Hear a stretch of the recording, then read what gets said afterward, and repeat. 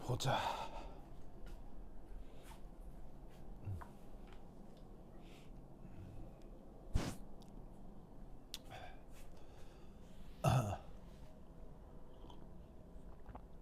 자, 우선 첫 번째 그 이제 예전 그 뭐냐면은 뭐 문제들을 보면 그 경남과학고에서 유기화학을 아주 심하게 다루지는 않습니다. 그래서 이제 그 창원과학고 같은 경우는 유기화학을 조금 심하게 하는 편이거든요. 근데 이제 그 경남은 그건 아니고 그냥 아마 뭐 박모기 교사가 그 언급하는 뭐 그 정도 뭐 수준으로 나오는 것 같은데 그 학교 교재에 나오는 정도에 대한 얘기를 좀 해보도록 할게요. 여기서도 그 몇 가지 킥이 있어요. 몇 가지 조금 이제 그 뭐냐면 충분히 문제가 잘 나왔던 부분들이 있어서 그런 것들 이제 위주로 말씀드리도록 하겠습니다.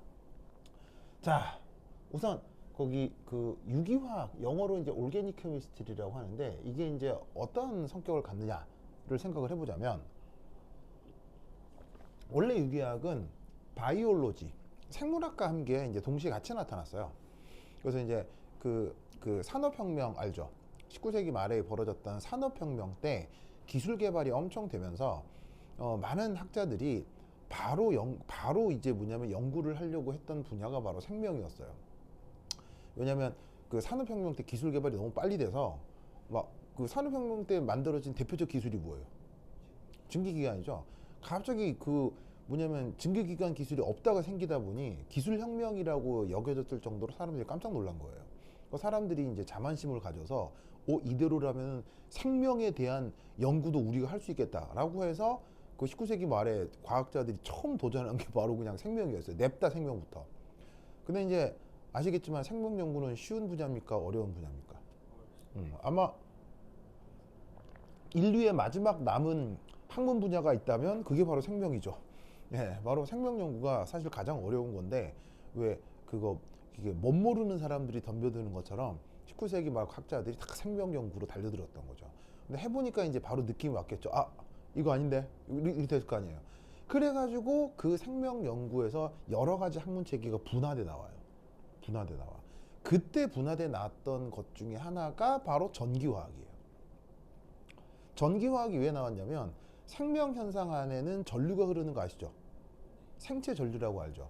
그 생체 전류 관련해서 이거 연구해야 되겠는데 해서 생명 연구하다가 전기화학이 떨어져 나오고, 그 다음 생명 연구하다가 떨어져 나온 게 바로 유기화학입니다. 그래서 생명체 내의 물질들을 연구를 해봐야 되겠다 라고 해서 이제 시작됐던 게 이제 유기화학이었던 거죠. 그런데 이제 어느 날 갑자기 묘한 일이 벌어집니다. 독일 사람인가 그랬는데 요 양반이 뭘 합성하느냐, 유리어를 그냥 시험관에서 합성합니다. 시험관에서 그냥 시험관에서 뭐 이렇게 뿌꾹뿌꾹 해갖고 푹 끓였더니 뭐 만들어진 거예요. 그러면 시험관에서 뭐 아무거나 놓고 푹푹 끓여서 만들었다. 그럼 이때부터 이제 생명체가 필요해요, 생명체가 필요 없게 돼요? 생명체가 필요 없이도 유기물질을 만들 수 있다라는 가능성을 보이게 된 거 아니에요. 그러면 생각해봐. 뭔가 실험을 하는 데 있어서 생명체를 항상 데리고 다니면서 실험을 해야 된다. 와, 생명체를 배제하고 연구할 수 있다. 어떤 게 훨씬 편하겠어요? 바로 생명체를 배제하고 연구하는 게 훨씬 편할 거 아니에요. 그래서 생명에서 출발했던 유기화학이 이 사건으로 생명과 분리가 돼요. 아, 이거 생명과 무관하게 연구할 수 있겠구나 해가지고 그때 만들어졌던 유리어. 자, 유리어가 이제 구조식을 어떻게 되어 있는 놈이냐?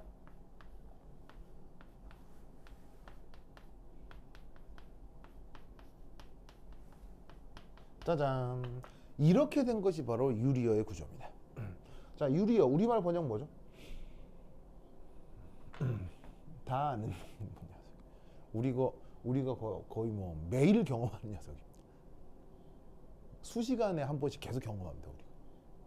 유리어가 뭐죠? 우리말로? 전혀 모르겠어요. 우리말로 요소입니다. 쉬하면 쉬 색깔이 약간 놀이끼리 한 것이 약간 꾸리꾸리 냄새가 나잖아요. 걔가 그 물질이 이겁니다. 무슨 말이겠죠? 그러니까 사실은 그 이제 인간 같은 이런 척추동물, 그리고 내 듣기로는 저 뭐야, 저 파충류도 쉬하면 유리가 나온다던데? 이게 뭐 진화 단계상 어디까지가 유리가 쉬할 때 나오는지 모르겠는데, 여하튼 뭐 이거 뭐 거의 맨날 보죠, 그렇죠? 그죠? 근데 이거를 그 생명 필요 없이 시험관에서 처음 합성이 돼버리면서, 아, 이제 생명하고 빠이빠이. 그러면서 이 녀석의 주제가 뭐로 바뀌냐면, 그럼 여기서 이제 중요한 물질이 뭐가 있을까? 바로 이거. 무슨 말이겠죠? 그래서 그럼 앞으로 탄소와 관련된 이런 물질에 대한 연구로 조금 폭을 넓혀보자 라고 해서 유기화학이 탄소화합물에 대한 연구다라고 생각해도 좋아요. 그런데 또 연구를 하다 보니 탄소만 쓰이느냐? 아니죠. 질소, 산소 다 쓰이죠. 그러다 보니 이때 여기서 이게 조금 개념을 확장해 볼까? 옥텟. 옥텟이란 말 알죠? 자, 이런 유기물질에서 탄소 옥텟 만족하나요? 질소 옥텟 만족하나요? 산소 옥텟 만족하나요? 그러면 유기화학을 옥텟과 관련된 화학이라고 생각해 보자. 그래서 유기화학을 표현하는 가장 강력한 수단이 뭐가 돼요? 유기화학을 표현하는 가장 강력한 수단. 유기화학을 개념화하는 가장 강력한 수단. 그게 바로 루이스 구조예요.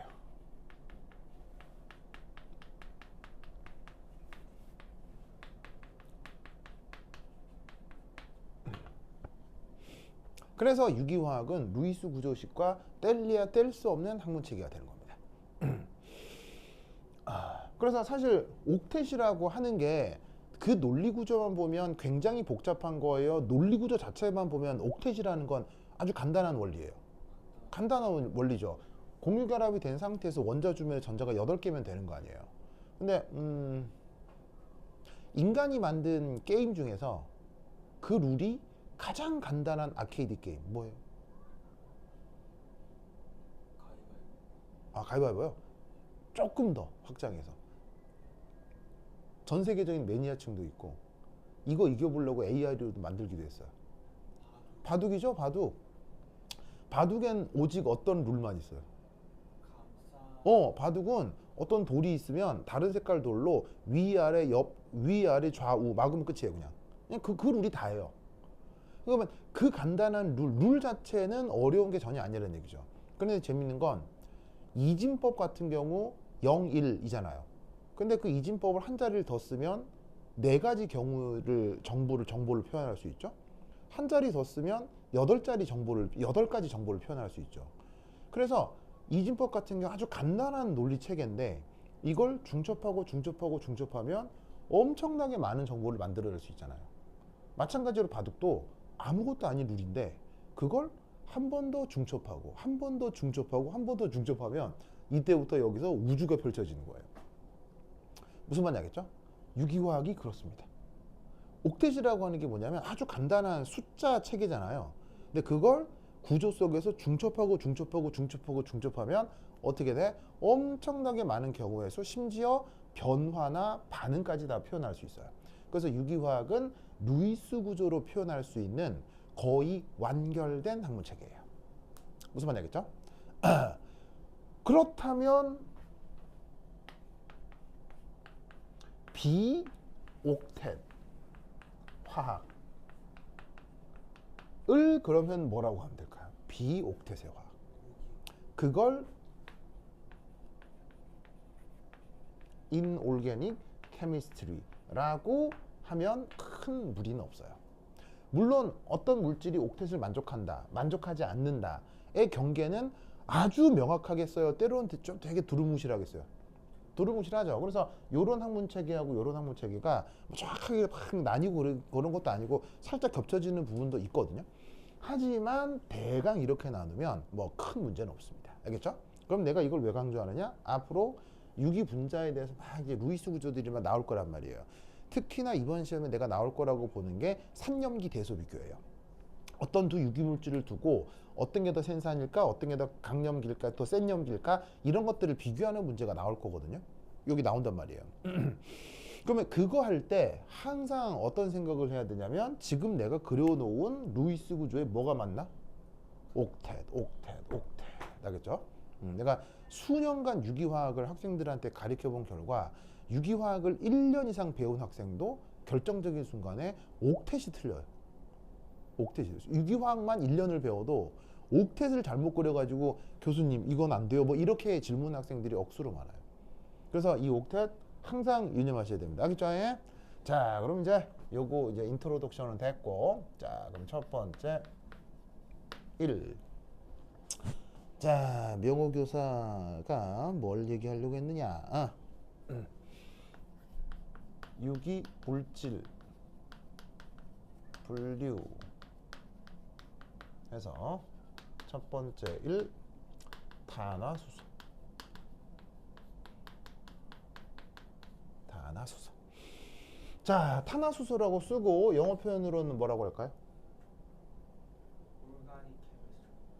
탄화수소는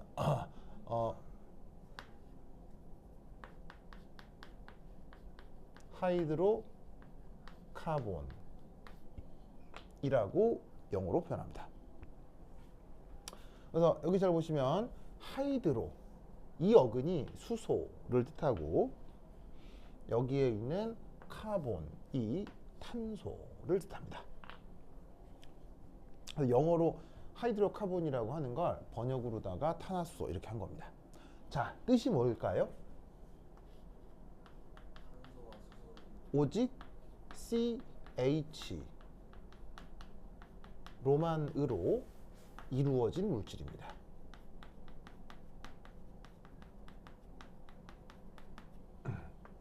탄소 수소로만으로 이루어진 물질. 알겠죠?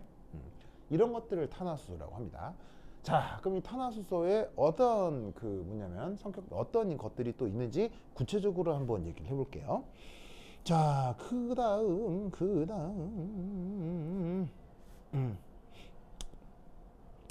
우선 첫 번째 1.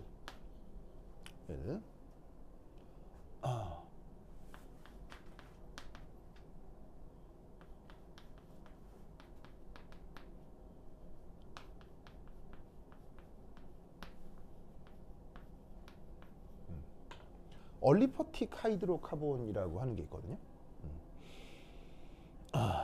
이걸 이제 우리말로 어떻게 번역하냐면 지방족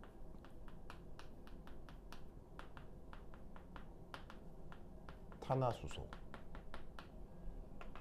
이렇게 번역합니다. 지방족 탄화수소.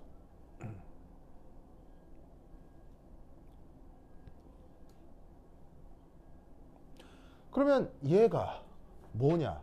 지방족 탄화수소는 뭐냐면 바로 not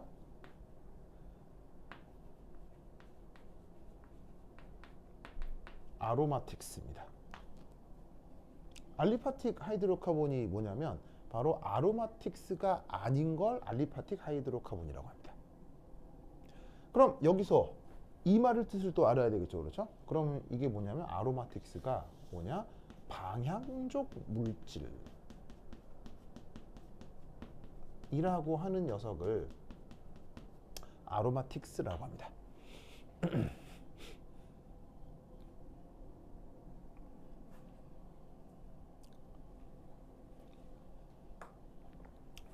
보이시죠? 보이죠? 그러면 아로마틱스는 뭐냐? 이건 뒤에서 아로마틱스를 다시 한번 얘기할게요. 그렇죠? 그래서 아로마틱이라고 하는 것을 기준으로 아로마틱한 것이 아닌 걸 지방족 탄화수소라고 합니다.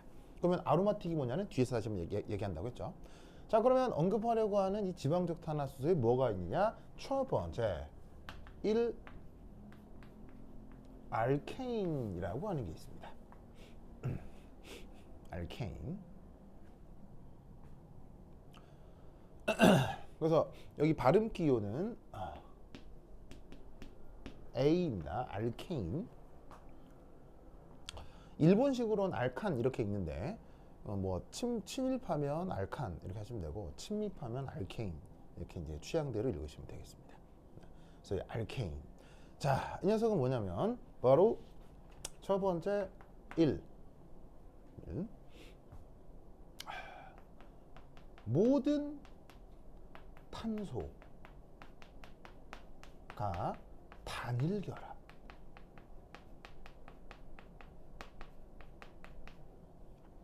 모든 탄소가 단일 결합으로 물질을 만들어내는 물질을 바로 알케인이라고 합니다. 알케인이라고 한다.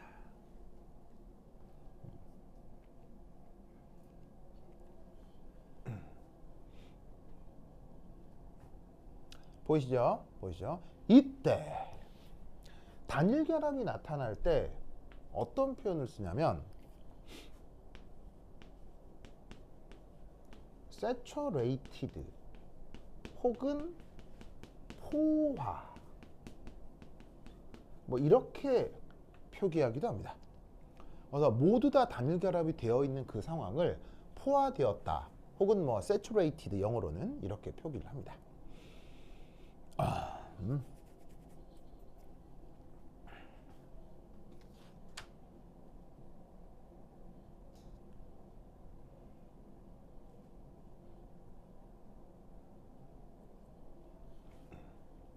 보이십니까?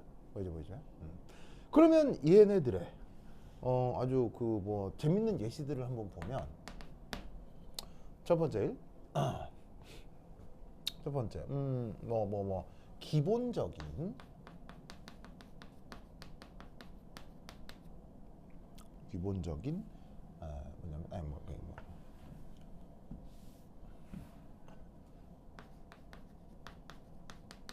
일반적인 분자식 표현을 한번 살펴보겠습니다. 자, 유기화학은 무엇의 화학이라고 했죠? 옥텟.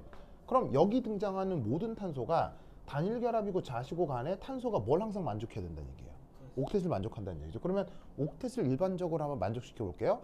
자, 탄소가 옥텟을 만족하려면 탄소 주변에 결합선이 몇 개가 나가야 돼요? 자, 탄소는 최외곽 전자가 몇 개 있어요? 4개 있죠? 이런 식으로 탄소가 최외곽 전자가 4개가 있기 때문에 탄소는 어떤 상태에서 옥텟을 만족하느냐? 반드시 짝대기가 4번. 알겠죠? 요럴 때 이놈의 탄소는 옥텟을 만족하게 되는 거예요. 알겠죠? 그렇다라고 하면 이때 탄소하고 수소만으로 이 탄소의 옥텟을 만족하고 싶다. 그러면 이렇게 해주면 되죠.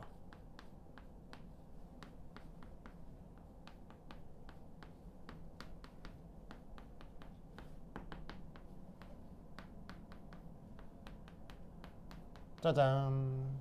보이십니까? 이렇게 계속 반복하면 돼요. 보이시죠? 그래서 이때 얘를 어떻게 생각해도 좋냐면 탄소 하나에 수소 2개가 계속 1번, 2번, n번 반복이 된다고 생각하는 거예요. 그리고 말단에 수소가 어떻게 2개가 더 붙는 거죠. 됐습니까? 그러면 이때 이 일반적인 분자식을 어떻게 표현할 수 있냐면 바로 요렇게 CH2가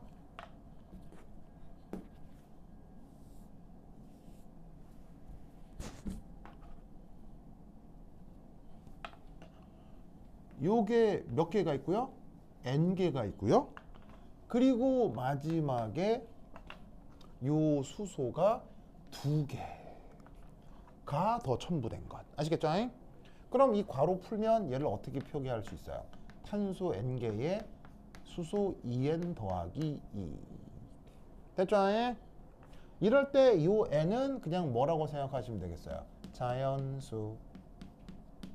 그래서 이런 분자식을 갖는 걸 우리가 뭐라고? 알케인이라고 얘기합니다.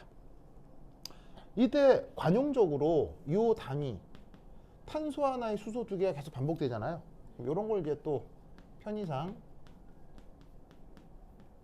메틸렌 그룹이라고 하기도 합니다. 되죠? 그러면 이거와 관련해서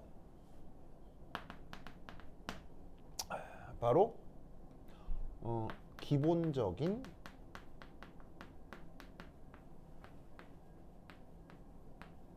노멘클레이처 자, 노멘클레이처 우리말 번역은? 노멘클레이처 우리말 번역은? 바로 명명법입니다. 명명법. 그래서 이 알케인과 관련된 아주 기본적인 유기화합물에 대한 이름 붙이기 살짝 말씀드리겠습니다. 자, 어떻게 되느냐? 보자. 잘 찍히고 있겠지. 역시나 아무도 안 보고 있네요.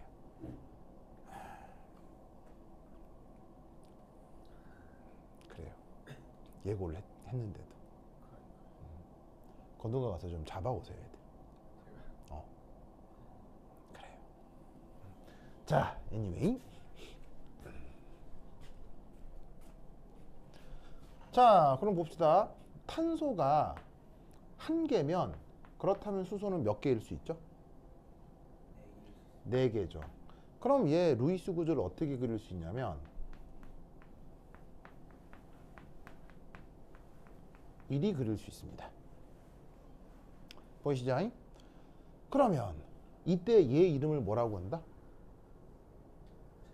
이때 얘 이름을? 자, 그럼 이제 요 줄게요. 지울게요. 지우고. 자, 그러면 이때 얘 이름을 뭐라고 부르느냐? 메테인이라고 합니다. 됐죠? 그 다음 두 번째, 여기가 자연수라고 했으니까 그러면 탄소가 2개 있습니다. 그럼 수소가 몇 개인 겁니까? 6개가 되겠죠. 그럼 루이스 구조 그리면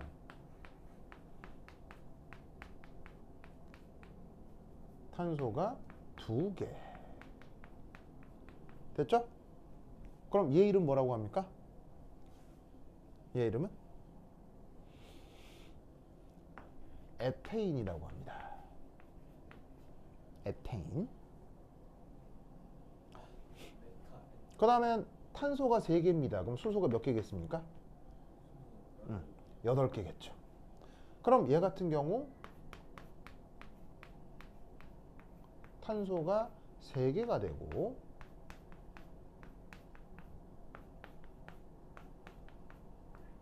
요렇게 보이시죠? 그러면 얘 이름을 뭐라고 하느냐? 얘를 프로페인이라고 합니다.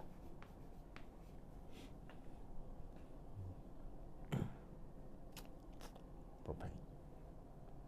아, 이때 그럼 잘 봐요. 사실 이 세 개는 같은 물질입니까? 당연히 다른 물질입니까? 다른 물질이지만 루이스 구조로 그릴 때 계속 뭔가 반복되는 단위가 계속 있죠. 그럼 이 반복되는 단위를 끊임없이 계속 그린다. 편하겠습니까? 매우 불편하겠습니까? 매우 불편하겠죠. 그래서 얘를 이렇게 표현합니다. 이런 표현 배웠어요? 자, 이 표현은 뭐냐? 바로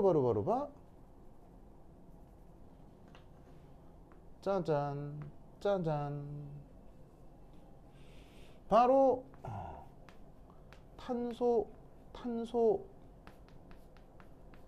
사이의 결합만 표현한 겁니다. 자, 여기 보시면은 탄소하고 탄소 결합이 한 번, 2번 있죠. 한 번, 2번 있는 걸 꺾은 선으로 표현하는 겁니다. 그리고 이때 여기에 있는 요 중간에 요 탄소 있죠. 이놈이 여기 있다고 생각하고, 그 다음에 말단에 있는 요 탄소는 여기 있다고 생각하는 겁니다. 무슨 뜻인지 아시겠죠? 그리고 이때 여기서 모든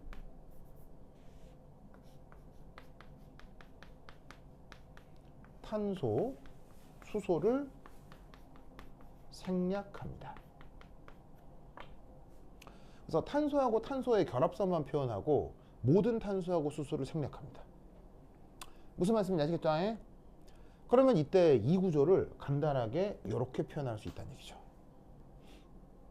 그래서 앞으로는 이런 표현들을 많이 보게 될 겁니다. 아시겠습니까? 자, 이때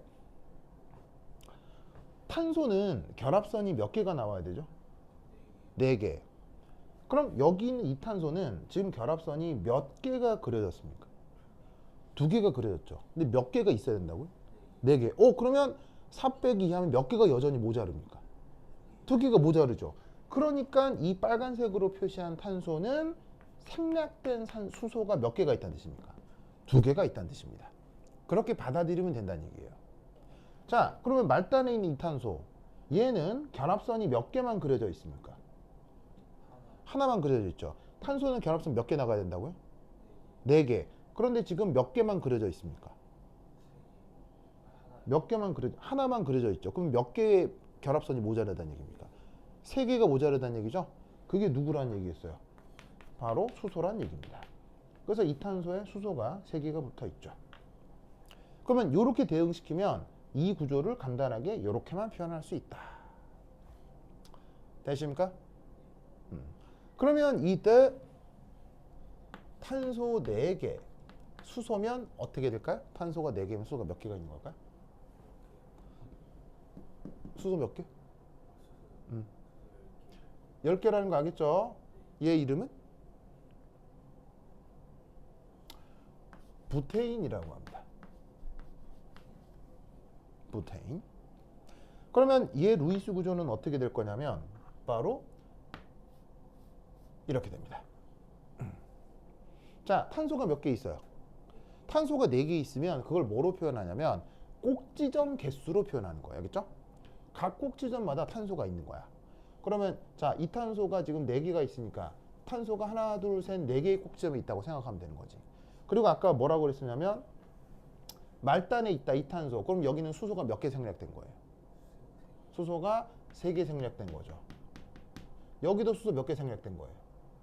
3개 생략됐죠. 그러면 얘는 수소가 몇 개 생략된 거예요? 2개가 생략된 거겠네. 그러면 이때 수소 다 세면 몇 개 있어요? 10개 나올 수밖에 없어요. 무슨 말 알겠죠? 그래서 그런 뉘앙스로 그런 논리 구조로 이렇게만 표현을 한다 이런 말이죠. 그래서 앞으로는 이렇게 안 그려요. 알겠죠? 이렇게 안 그리고 이런 식으로 계속 탄소사슬을 확장해서만 그리겠다. 알겠죠? 그러면 이때 탄소 5개 이름은? 바로 펜테인이라고 합니다. 탄소 6개면 아이고 수소가 몇 개겠습니까? 그러면 14개겠죠? 이럴 땐 뭐라고 부른다? 헥세인이라고 합니다. 탄소 7개면 수소가 몇 개입니까?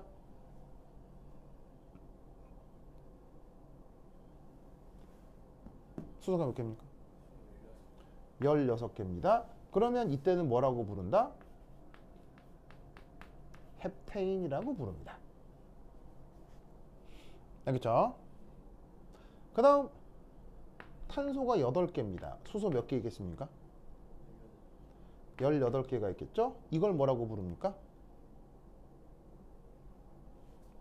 옥테인이라고 합니다. 그 다음 탄소가 9개입니다. 수소 몇 개? 20개입니다. 얘 이름을 노네인이라고 합니다. 마지막으로 탄소가 10개가 있습니다. 그럼 수소가 몇 개 있겠습니까? 22개씩이겠죠? 얘 이름을 데케인이라고 합니다. 알겠죠? 그러면 탄소가 11개다. 탄소 11개면 이름이 있을까 없을까요? 다 있습니다. 탄소 11개, 12개 다 이름이 있습니다.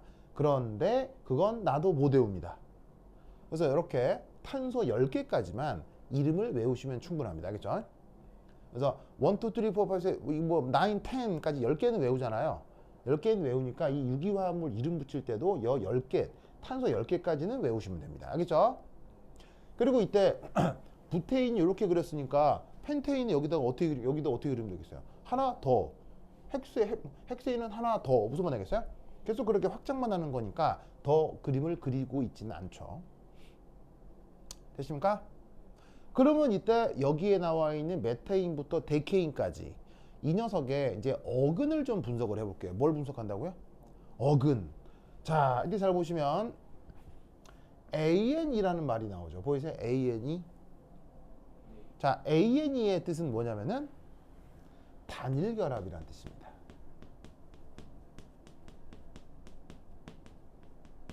모두 다 애인 계속 붙어 있잖아요. 그게 뭘 뜻하는 거냐면 탄소끼리 단일 결합을 한다는 뜻입니다.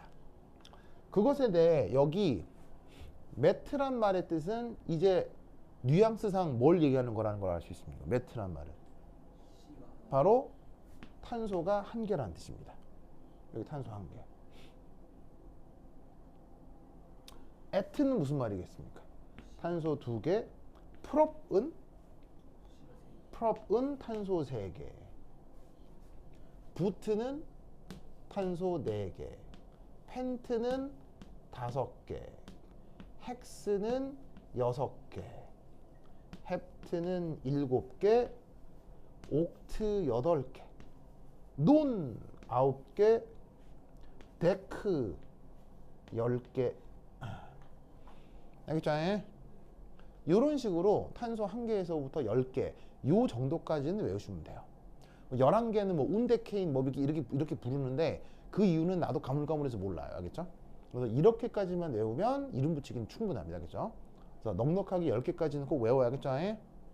그래서 옥테인이라고 하면 탄소 8개가 AN이니까 그 뭐냐면은 단일 결합을 하고 있다라고 구조를 이해하시면 된다고. 됐죠? 이 논리를 꼭 배우시기 바랍니다.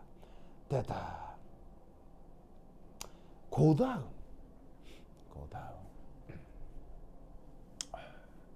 자, 그 다음. 자, 다 적었어요? 자, 그래서 빨리 적으세요. 적으십시오.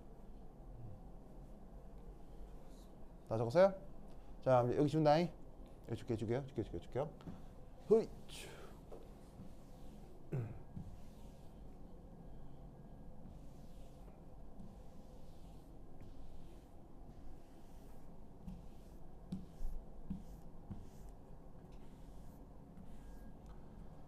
자, 그 다음에 이제 네 번째.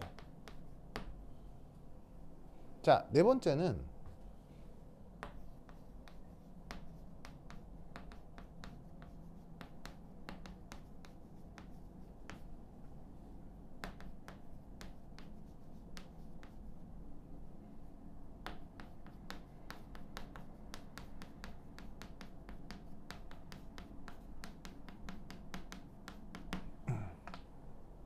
그 다음은 constitutional isomer라는 현상이 나타날 수 있습니다. 내가 볼 땐 이거 시험 문제에 나올 가능성이 매우 높습니다. 굉장히 높습니다. 이거 거의 나온다고 봐야 됩니다. 그죠? 아, 진짜로요? 3D 모형? 뭐 그런 거 전혀 필요하지 않습니다. 유기분자를 가지고 3D 분자로 설명하는 그 뭐냐면 뭐 꼬꾸 뭐 이렇게 하잖아요. 뭐 꼬꾸 이렇게 설명하는 그 선생들이 있거든요. 초짜들입니다. 네, 이게 자기가 유기력을 잘 못하니까 그걸로 설명하는 겁니다. 3D 구조로 유기력을 설명하는 건 사실 가치가 있을까요? 유질리스할까요? 유질리스합니다. 왜일까요? 3D 구조로 막 선생님이 설명하잖아요. 근데 그런 설명 방법은 똥입니다. 똥입니다. 그거 전혀 중요하지 않습니다. 그러니까 중요한 시간 낭비입니다. 시간 낭비 사실은. 이게 가리키는 사람이 수준이 낮아서 3D 구조로 설명하는 거예요. 왠지 아세요? 왜 내가 그거 쓰잘데기 없는 수준 낮은 설명이라고 한 줄 아세요?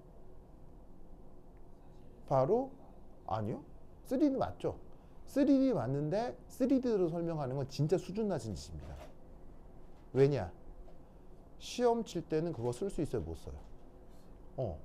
그 말이에요. 시험 칠 때 써먹지도 못하는데 그걸로 설명한다?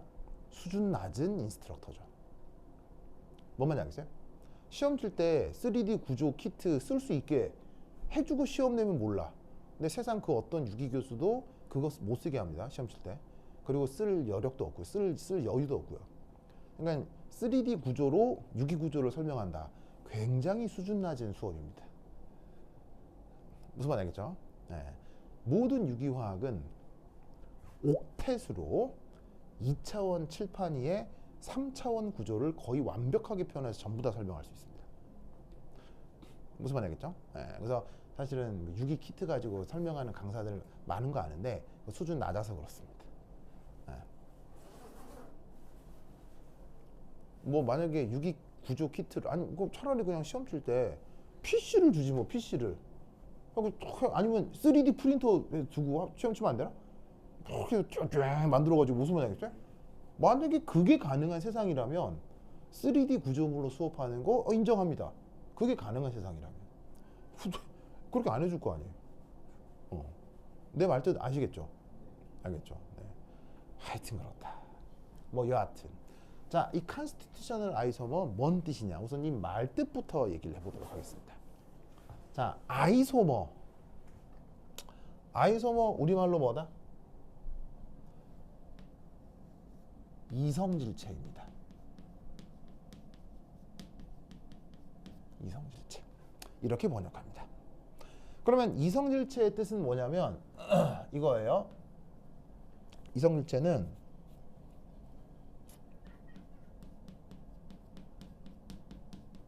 분자식이 같습니다. 그런데 안 겹쳐져요.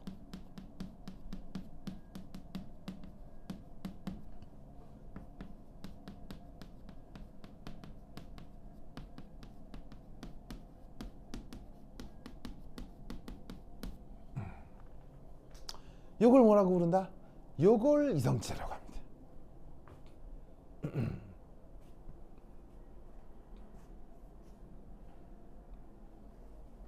아시겠죠? 그래서 분자식은 같은데 겹쳐지지 않을 경우 그걸 뭐라고 부른다? 이성체라고 부릅니다. 아시겠죠? 그렇죠.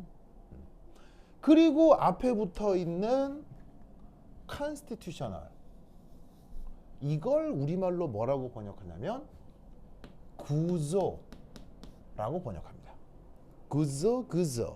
그리고 뒤에 여기 이제 R 붙어 있는 건 이거 이제 형용사,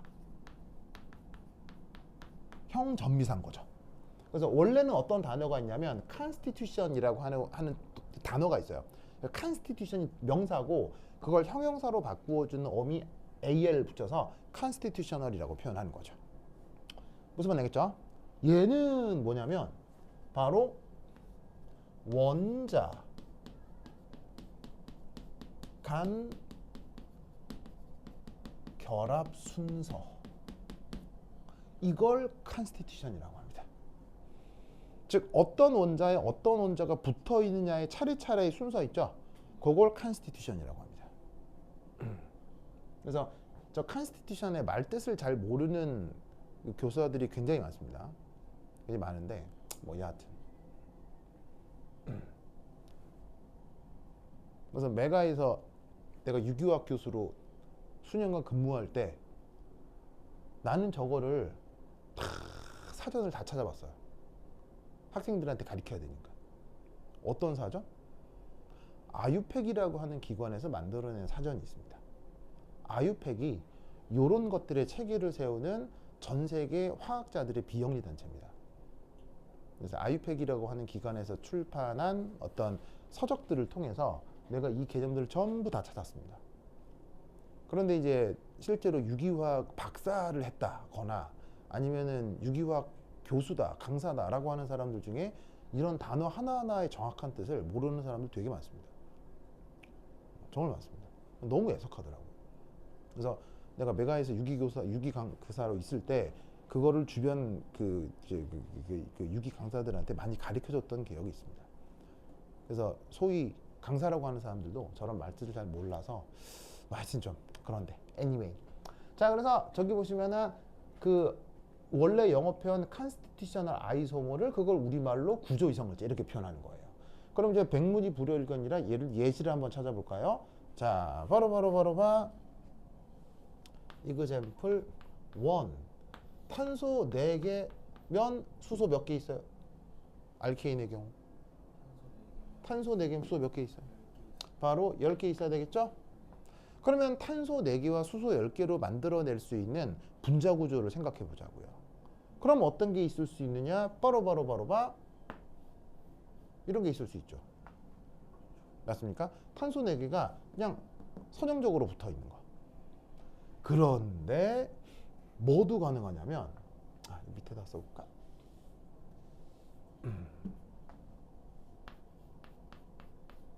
탄소 4개, 수소 10개면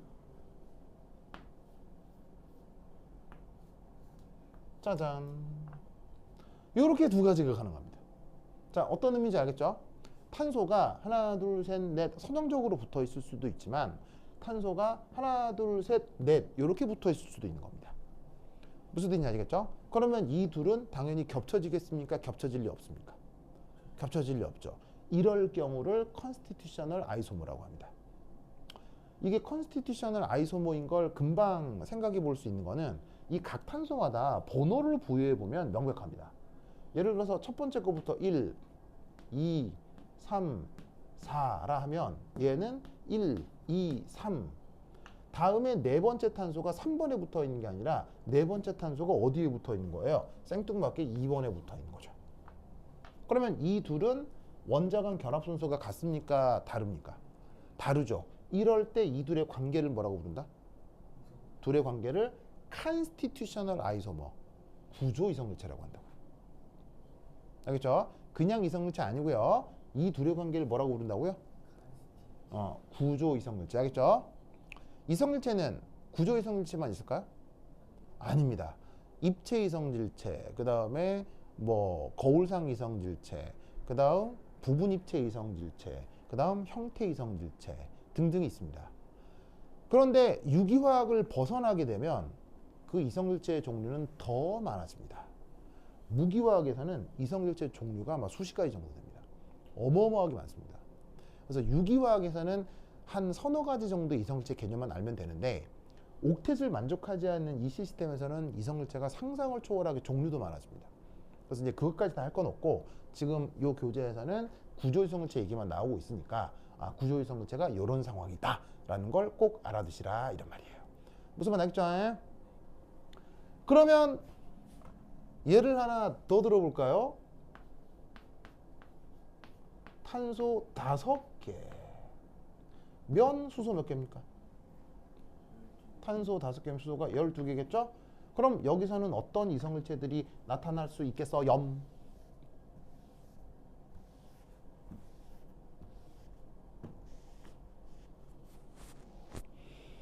이 경우는 어떤 이성물체들이 나타날 수 있겠어요?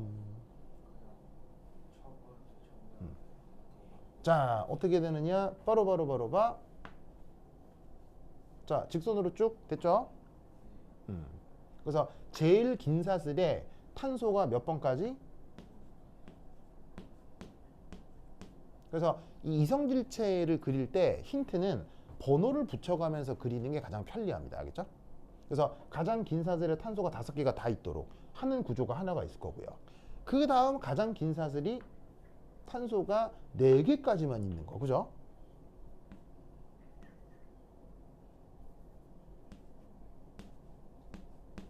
그리고 나서 5번째 탄소가 여기에 결합되는 거. 보이시죠? 이런 구조가 가능하죠? 그런데 이 5번째 탄소가 사실 여기 붙을 수도 있죠. 근데 여기 붙는 거나 여기 붙는 거나 결론은 같겠죠. 휙 돌리면 똑같아질 테니까요.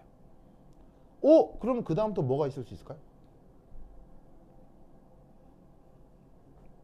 가장 긴 사슬의 탄소가 3개인 게 가능합니다.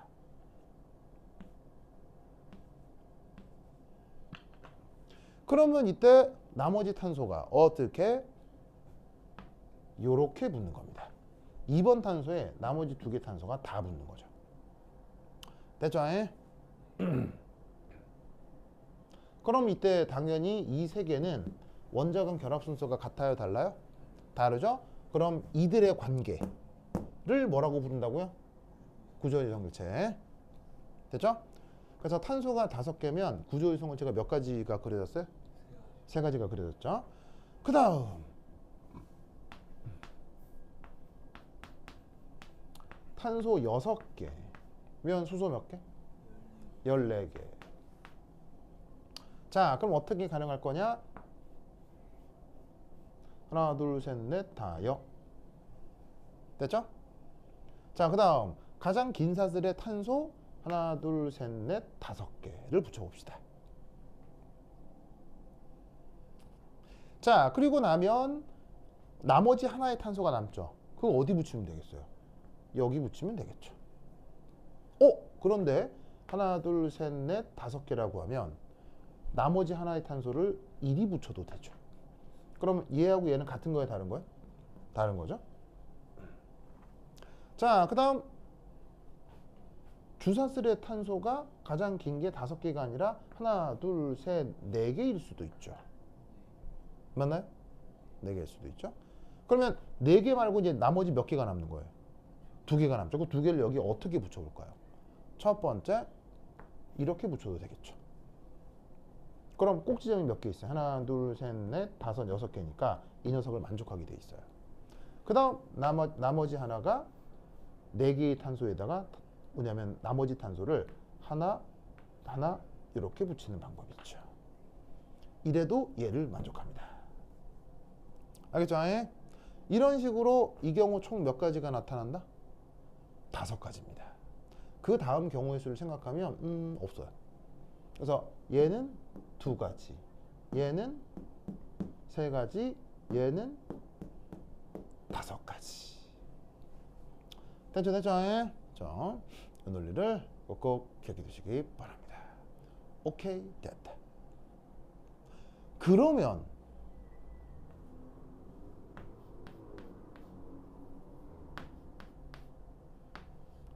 탄소가 7개면 수소가 몇 개죠? 탄소가 7개면 수소 몇 개예요? 16개죠. 이때도 구조이성체 만들어질까요? 몇 개 그려질까요? 부터 한 10분 쉬었다 하도록 하겠습니다. 화장실 갔다 오세요.